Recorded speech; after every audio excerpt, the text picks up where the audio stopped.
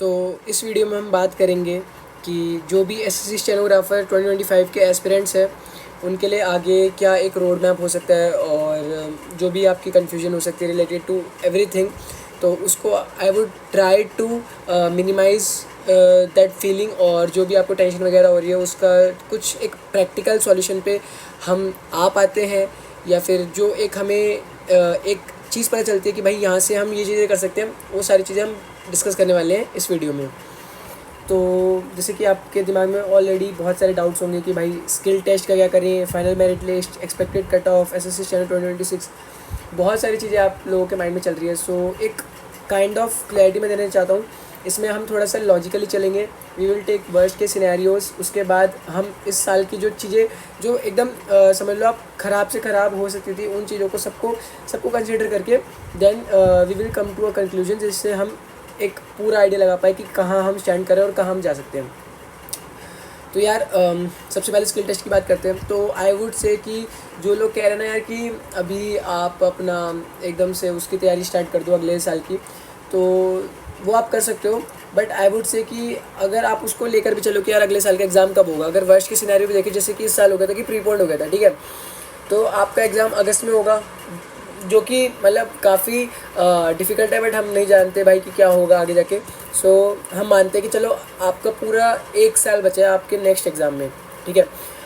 मैंने जितना इस एग्ज़ाम को समझा है या फिर जितनी प्रिपरेशन करी है, जितने बच्चों से भी बात करी है, you need only 6 months of proper dedicated preparation of any SSC examination, B it SSC steno, B it SSC CGL. So I would tell you that if you genuinely want to clear this exam, please focus on skill test for now. और I think 6 महीने के अंदर ये सारा इस साल का निपट जाएगा। सो आपको पूरा 6-7 महीने का टाइम मिलेगा फॉर योर एसएससी स्टैंडर्ड 2026। तो इस बात में हमने इसको भी कवर कर लिया और इसको भी कवर कर लिया कि भाई अभी आपको स्किल टेस्ट के लिए फोकस करना चाहिए। और जो लोग कह रहे हैं मार्क्स वगैरह, यार देखो पर्सनली मेरा मानना है कि अगर आपके मार्क्स 100 से ऊपर हैं, अगर आपके मार्क्स 100 से ऊपर हैं, तो आपको स्किल टेस्ट के लिए अच्छे से प्रिपरेशन करनी चाहिए। सोचिए कि भाई I am aiming for a seat जो आपको मिल सकती है इन दिस एग्जामिनेशन, ठीक है। तो मैं तो ये नहीं बोलूँगा कि यार अगर उसे नीचे है तो क्या करें। यार देखो मैं तो सबको बोलूँगा कि अभी स्किल टेस्ट पे फोकस करो, क्योंकि ये 3-4 महीने, अगर मान लो 3-4 महीने में एग्ज़ाम होता है तो आपके पास सिर्फ स्किल ही है। और स्किल से क्या है कि आपके जैसे और भी एग्ज़ाम्स निकले हुए हैं जिसमें आपको शॉर्ट हैंड पूछी जाती है, तो वो भी आपकी प्रिपरेशन होती है। यार मेरे हिसाब से देखो आपकी शॉर्ट हैंड ना हमेशा रेडी रहनी चाहिए। मैं खुद ये थोड़ी बहुत गलती करता हूँ कि शॉर्ट हैंड से बीच में आउट ऑफ टच हो जाता हूँ। बट आई थिंक वो मेरा पिछले साल थोड़ा सीजीएल का ज़्यादा इंटरेस्ट हो गया था, तो सीजीएल सेंट्रिक तैयारी कर रहा था। वो अलग बात है कि सीजीएल में रिज़ल्ट नहीं निकला और स्टेनो में निकल गया। सो आपको नहीं पता कि कहाँ आपका कुछ हो जाए, तो प्लीज़ अपना स्किल को बहुत अच्छा रखो। और आई वुड से कि भाई स्किल को अभी आपकी फर्स्ट प्रायोरिटी होनी चाहिए, चाहे जो भी आपका स्कोर आया हो, ठीक है। अब यार थोड़ा सा मैं इसमें सीक्वेंस चेंज करूँगा। अब जैसे ये हमारी बात हो गई, ठीक है, ये हो गई। अब जो हमारी नेक्स्ट चीज़ होनी चाहिए ना, वो होनी चाहिए यार ये रॉन्ग क्वेश्चंस और नॉर्मलाइजेशन की। As you all are aware of this fact that there were lot of wrong questions in each and every shift which was asked in the SSC steno 2025 examination. तो भाई हर shift में कितने questions गलत है, कितने वो मानेंगे, इसका जवाब हमारे पास नहीं है। सो हम एक मान के चलते हैं कि भाई 10 क्वेश्चन अगर मान लो वो, या कितने भी वो मेरे को लग रहा है जो मानेंगे ना वो गलत, वो हर शिफ्ट में लगभग ऑलमोस्ट बराबर से मानने उनको चाहिए। बाकी नहीं पता, देखो सारी चीज़ें फर्स्ट टाइम हम एक्सपीरियंस कर रहे हैं, फर्स्ट टाइम ये वेंडर आया है, तो ये सब चीज़ें अनएक्सपेक्टेड चल रही हैं, तो उसका इतना आइडिया नहीं। फिर भी हम थोड़ा सा जो हमारे को लॉजिकल एक रिस्पॉन्स दिख रहा है फ्रॉम देयर साइड ऑल्सो, कि जहाँ पर अभी वो स्टैंड करे, जहाँ उनके लिए भी सारी चीज़ें ख़राब जा रही हैं, तो वो भी थोड़ा सा ट्राई कर रहे हैं कि थोड़ा कम बैकलैश मिले। तो अब यार देखो जैसे PIL वगैरह फाइल हो रखे, तो मतलब उनके खिलाफ भी उनको भी अपना ग्राउंड प्रिपेयर करना है।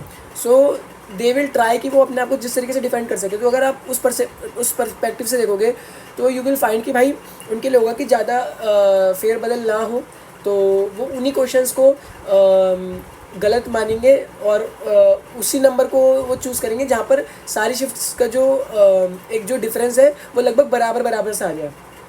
Getting my point. तो ये चीज़ भी हो सकती है कि वो सारी शिफ्ट्स को बराबर कर दे, कि मान लो जैसे 7th वाली में सबसे कम नंबर गया है एवरेज उसका, तो उसमें ज़्यादा नॉर्मलाइजेशन, ज़्यादा रॉन्ग क्वेश्चंस निकाल ले और बाकी सारे में कम निकाले, या फिर हो सकता है सब में सेम नंबर के रॉन्ग क्वेश्चन निकाले उसके बाद नॉर्मलाइजेशन करे। तो ये 2 चीज़ें जो वो कर सकते हैं। और बाकी जो मैथ्स वाले जो आउट ऑफ सिलेबस वाली बात करें, वो आई डोंट थिंक कि वो उसको रॉन्ग क्वेश्चंस या फिर आउट ऑफ सिलेबस क्वेश्चंस मानेंगे।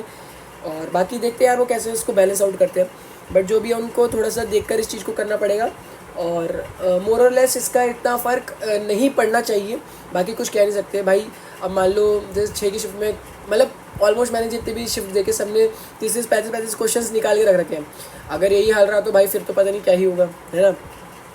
बट आई थिंक जो मेरे को अनुमान लग रहा है वो 7 से 10 के बीच में ये क्वेश्चंस हर शिफ्ट में बढ़ा सकते हैं, ठीक है। बाकी नॉर्मलाइजेशन जो है यार, ये थोड़ी इस बारी अलग होने वाली है।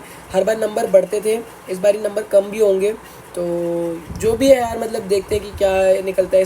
ये दोनों चीज़ें हमारे हाथ में नहीं है, बट इतना आपको आइडिया लग सकता है कि जो आपको रैंक मित्रा का डाटा है वो आपको एक रॉ पिक्चर ज़रूर दे रहा है कि भाई अगर इतने से ऊपर इतने बच्चों के आए हैं, इतने से ऊपर इतने बच्चों के आए हैं, इतने से ऊपर इतने बच्चों के आए हैं, तो मैं कहाँ स्टैंड कर रहा हूँ, मैं कौन से नंबर पे आ रहा हूँ। और प्लीज़ पिछली बार वाले उसके हिसाब से इतना हार्ड एंड फास्ट या फिर इतना ज़्यादा उसको पकड़ के मत बैठ जाना, क्योंकि क्या हुआ है, पिछली बार का जो स्किल था वो थोड़ा सा ईजी था for the English medium students.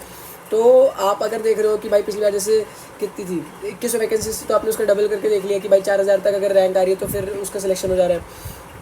इस बारी मैं बोलूँगा कि जैसे अगर 1600 वैकेंसीज है, प्लीज़ आप 5000 तक देखिए, 5000 तक अपनी उम्मीद रखिए। अगर आपका 5000 नॉर्मलाइज रैंक आ रही है रैंक मित्रा पे, then you have a very good chance for getting a seat in this SSC standard 2025। तो उस हिसाब से आप अपना माइंड मेकअप करके स्किल की प्रिपरेशन कीजिए। मैं बार बार आपको माइंड मेकअप इसलिए कह रहा हूँ, if you are in this zone कि भाई हाँ मेरे को मार्क्स से ज़्यादा इशू नहीं रखना है, मेरे को अपना स्किल पे फोकस करना है, 100% देना है, मेरे को अपना 80-100 इतना सॉलिड करना है कि बाई चांस आप का जो स्किल है वो बहुत टफ आ गया, ठीक है, और बहुत सारे बच्चे उसको नहीं कर पाए। और व्हाट इफ़ आप इस टेंशन में लगे रह गए कि यार मेरे नंबर कम है, और आप 0.2% से स्किल क्लियर करने से रह गए because of your negligence, because of your laziness and over thinking loop, जिसकी वजह से आप सिर्फ नंबर का सोचते रह गए और आपका स्किल रह गया। Because the same thing happened with me in 2023 when I got 152 point something marks. I was very skeptical that whether I would get DOPT, whether I would get a department in Delhi. So I was every time I was overthinking about that marks, and I was not able to perform that much which I should have done in my skill test, जो कि मेरा 0.7% से रह गया। मैं ये नहीं कह रहा हूँ मैंने मेहनत नहीं करी थी, but I could have done better if I was not doing this overthinking thing because the skill test was little bit difficult because of the evaluation method, जो 10 दिन पहले ही थोड़ा सा बढ़ गया, तो थोड़ा डिफिकल्ट हो गया, जहाँ पर सब्स्टिट्यूशन को 2 मिस्टेक्स काउंट करने लग गए थे एसएससी।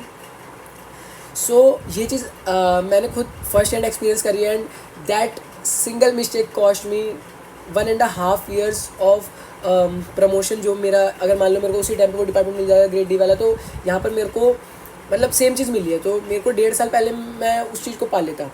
Getting my point. तो प्लीज़ अपना स्किल पे 100% दो।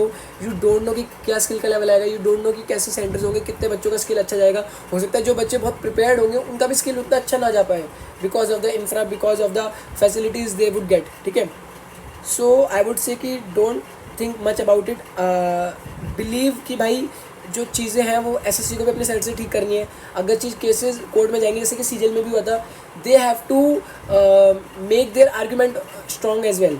उनको भी अपनी साइड को जो है वो स्ट्रॉन्ग रखना पड़ेगा। So they will try to minimise all the blunders and all the mistakes they have done in the past. तो इस चीज़ का तो आप थोड़ा सा इन चीज़ों को अगर लॉजिकली और थोड़ा सा देखोगे चीज़ों को एक ब्रॉडर पर्सपेक्टिव से, then you will get to know this things, ठीक है। Now we will move to अपना एक्सपेक्टेड कट ऑफ। यार अब इस पे ना यार सोशल मीडिया पे तो बहुत मस्त वीडियोस बन रही है, टेक्स्ट बुक के सब्सक्रिप्शंस बेची जा रही है, जबकि आपका पेपर ख़त्म हो गया है, ठीक है, आपका अगले साल एग्ज़ाम आना है। अब यार मैं क्या बोलूँ, मतलब मेरे को बिल्कुल अच्छे लगते हैं ऐसी चीज़ें करना बोलना, बट भाई दिस इज़ नॉट गुड, ठीक है। अभी आप इन चीज़ों से ना थोड़ा सा ऊपर उठ जाओ भाई। अगर मान लो किसी ने बोल दिया कि 130 कट ऑफ जाएगी, 110 चली गई और उसकी वजह से आपका स्किल टेस्ट में नुकसान हुआ, क्या कर लोगे भाई आप उस बंदे का? या फिर मान लो उसने बोल दिया, मैं बोल रहा हूँ आपको कि 100 से ऊपर आपको तैयारी करनी चाहिए, ठीक है, और मान लो कट ऑफ 130 या 140 सही में चली गई, 140 में तो जा सकती है, क्या पता आपके रॉन्ग क्वेश्चन नॉर्मलाइजेशन से क्या चीज़ें हो जाए, ठीक है। मान लो 130 140 चली गई और मैं बोल रहा हूँ आपको, तो भाई मैं गलत बोल रहा हूँ आपसे? अगर मान लो कट ऑफ ज़्यादा चली जाती है और आपकी स्किल टेस्ट अच्छी हो जाती है तो कोई दिक्कत है इसमें? ये देखो, मेरे को तो कोई अपनी मेंटरशिप भेजनी नहीं है, मेरे को तो अपना कोई स्किल टेस्ट का कोर्स भेजना नहीं है, बट जो मैंने अपने एक्सपीरियंस से सीखा है वो मेरे को ये पता चला कि भाई this exam is full of uncertainties, this exam is dependent on different factors जो कि बहुत वेरिएबल है, मतलब उनमें इतना डिफरेंस है। अगर मान लो आपके नंबर अच्छे आ गए, आपका स्किल ख़राब चला गया, कुछ नहीं होगा, ठीक है। आपके नंबर ठीक नहीं आए पर आपका स्किल बहुत अच्छा चला गया, बाकियों का स्किल भी बहुत अच्छा चला गया, तब भी कुछ नहीं होगा। मतलब बाकियों का कैसे जाएगा? आप एक कॉम्पिटिटिव एग्जाम में बैठो, बाकियों का कैसे जाएगा? स्किल टेस्ट क्वालिफाइंग है, इसमें आपके नंबर की मेरिट लिस्ट निकली है, बहुत सारे फैक्टर्स है भाई। So you can not ignore any thing in this examination जो कि पर्टिकुलरली एसएससी स्टेनो का है। भाई वहाँ के स्पीकर की क्वालिटी, आपका इंफ्रा, वहाँ के बच्चों का एटीट्यूड, वहाँ के स्टाफ का एटीट्यूड, मतलब इतनी छोटी छोटी चीज़ें, वो 10 मिनट जो है ना वो डिसाइड करते हैं। भाई एग्ज़ाम बहुत इसमें बहुत कम मार्जिन ऑफ एरर होता है, तो यू डोंट नो कि क्या चीज़ें हो जाती हैं।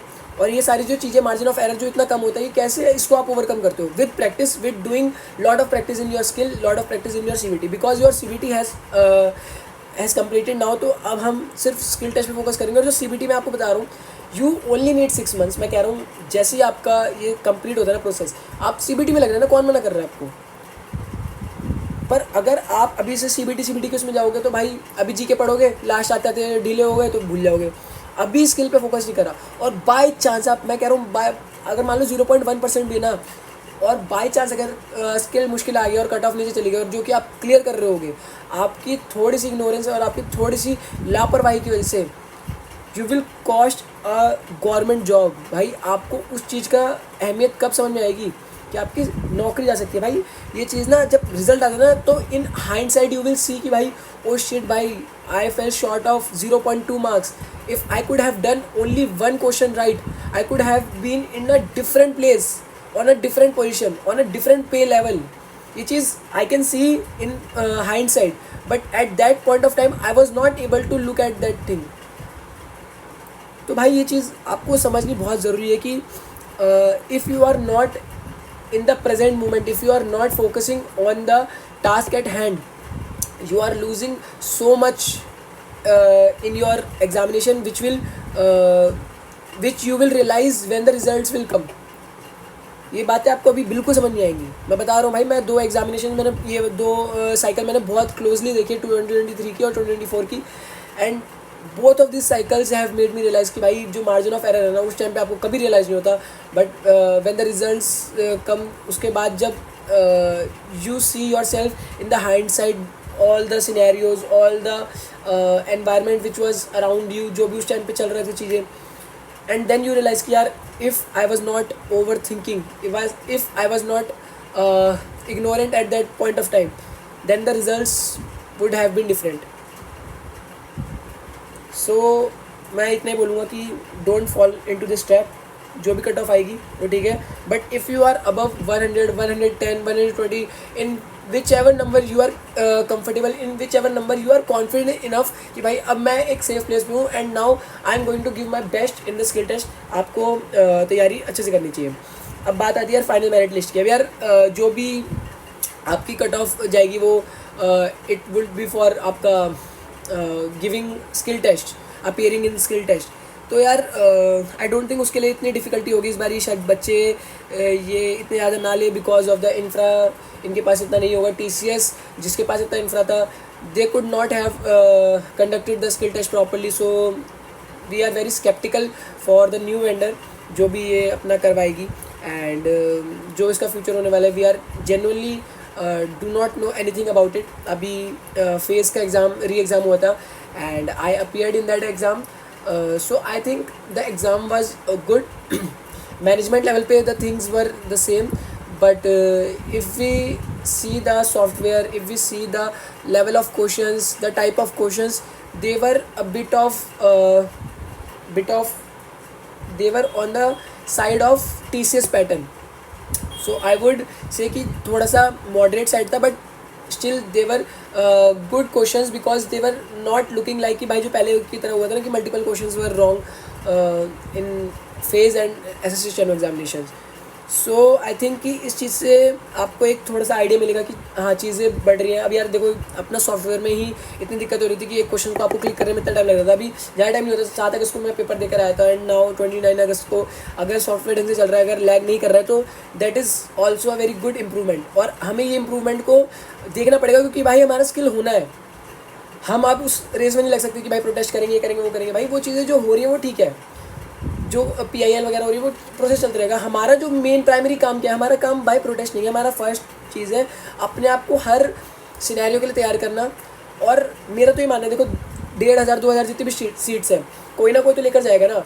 तो भाई क्यों ना हम वो बंदे हो जो उस सीट्स में आए. Getting my point. तो प्लीज़ अपनी साइड से जितना अपने आप को ख़राब से ख़राब सिचुएशंस के लिए या फिर वर्ष के सिनेरियो के लिए प्रिपेयर कर सकते हो करो. जो चीज़ें आपके हाथ से निकल चुकी है उनको छोड़ दो. अब जैसे फॉर एग्जांपल मैं थोड़ा आपको एग्जांपल देता हूँ. आई थिंक कि आप एग्जांपल से, वो भी मेरे पर्सनल एग्जांपल से ज़्यादा बेटर समझोगे. इस बारी मेरे 145 के आसपास नंबर बने हैं रॉ मार्क्स, ठीक है. एंड इस बारी मतलब जो मेरा टारगेट था वो था कि दोबारा से टॉप 50 में मेरे को आना है, ठीक है.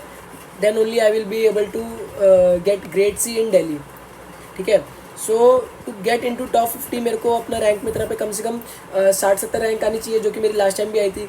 बट दिस टाइम मेरा रैंक मित्रा पे काफ़ी पीछे रैंक आ रही है, मतलब बहुत पीछे आ रहा हूँ मैं.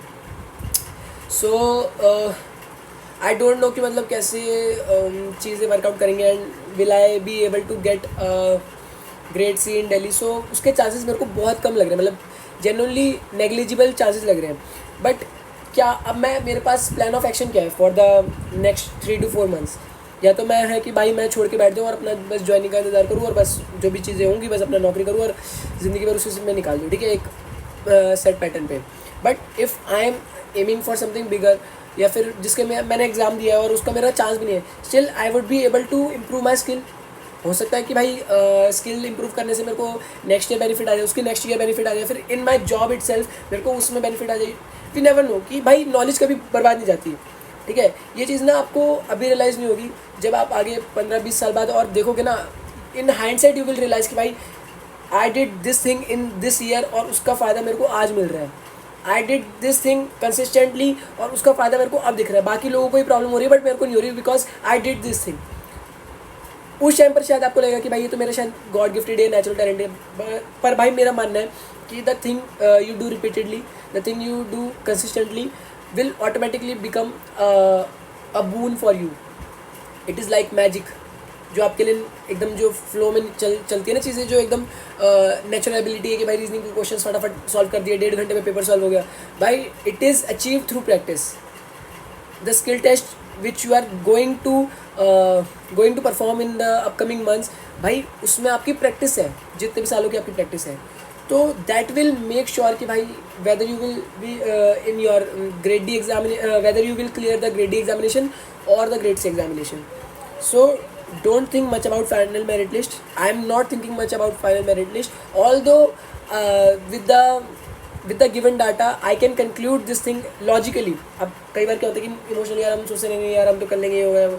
लॉजिकली इफ़ आई थिंक कि भाई क्या हो सकती है चीज़ें, then I would come to a conclusion कि भाई नहीं होना इस साल ग्रेड C.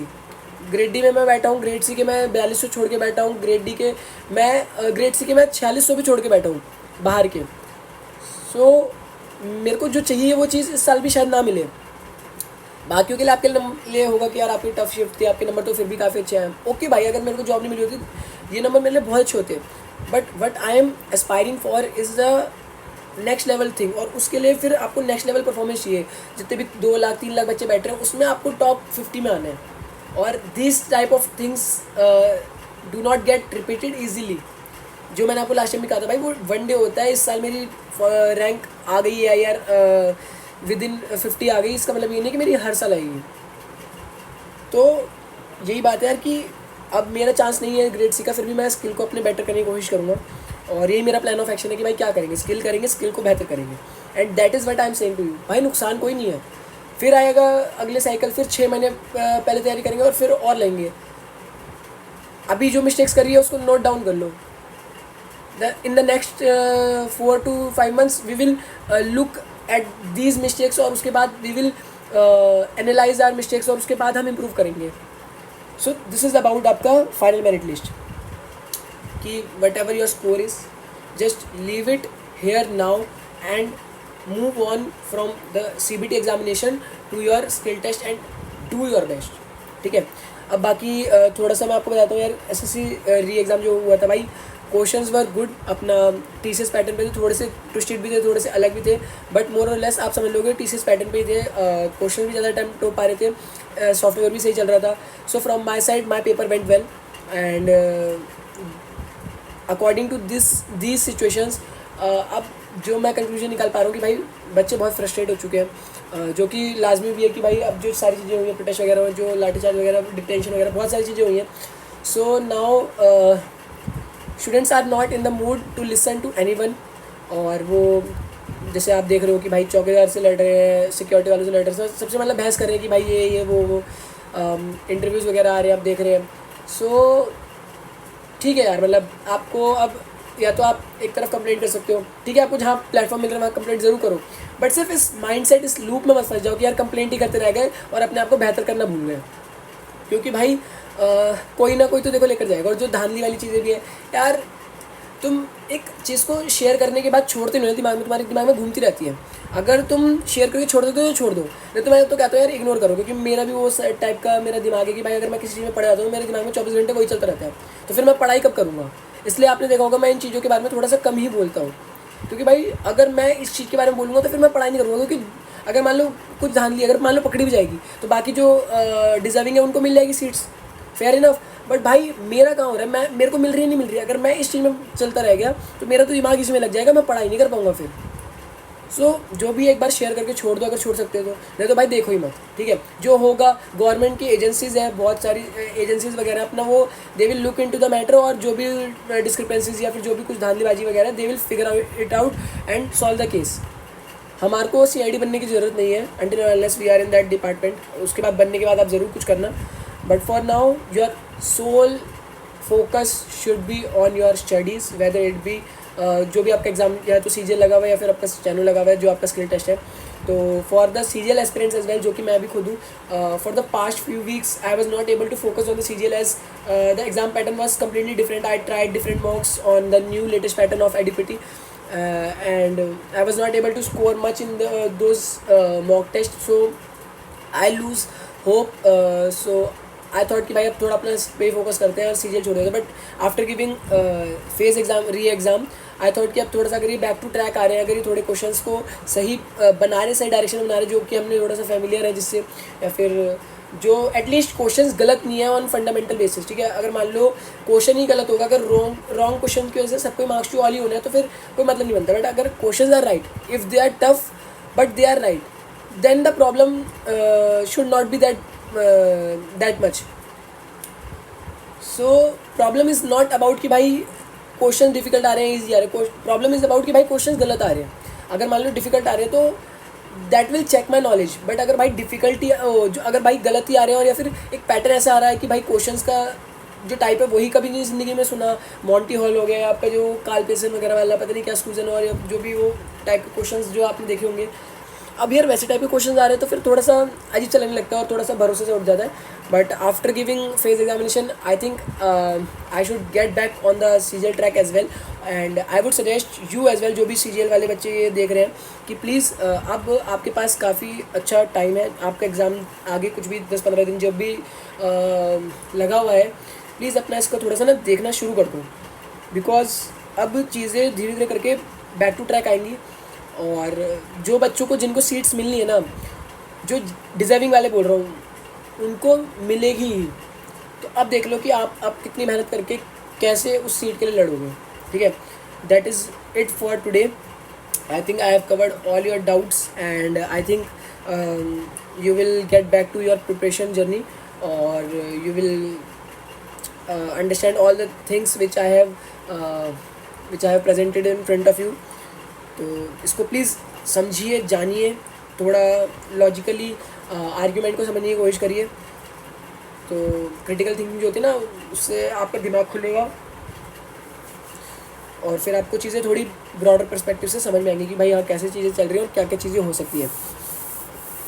तो आज के लिए इतना ही भाई, बाकी कुछ भी परेशानी हो कमेंट करो, आई विल ट्राई कि मैं उसको सॉल्व कर दूँ। ज़्यादा डाउट होंगे तो मैं वीडियो बना दूँगा, but please don't fall into this loop of complaining and over thinking. इससे भाई बाहर नहीं आ पाओगे। साल चेंज होते रहेंगे, कैलेंडर का साल चेंज होता रहेगा, but you will be in the same place. इसी बात के साथ आपसे विदा लेना चाहूँगा। Thank you for watching this video.